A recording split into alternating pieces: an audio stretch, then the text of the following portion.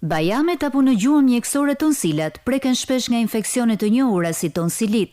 Mjekja otorinolaringologe Zana Uruçi na shpjegon çfarë problemesh mund të shkaktojnë bajamet e infektuara. Ato janë dy grumbullime limfatike në të dy anë të gojës, por që bëjnë pjesë në sistemin mbrojtës të trupit. Bajamet infektohen shpesh.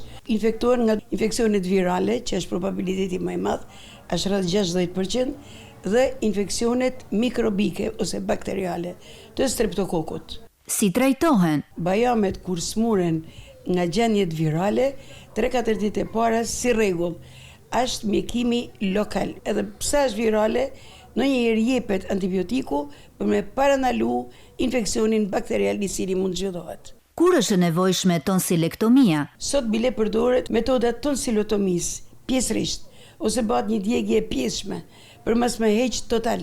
Kur ka lënë që ka infeksionet përsërituna, kur ka dhënë streptokokun gjak, kur fillon vesh, ka reumatizmi, zemër etj, atëherë normalisht rekomandohet heqja.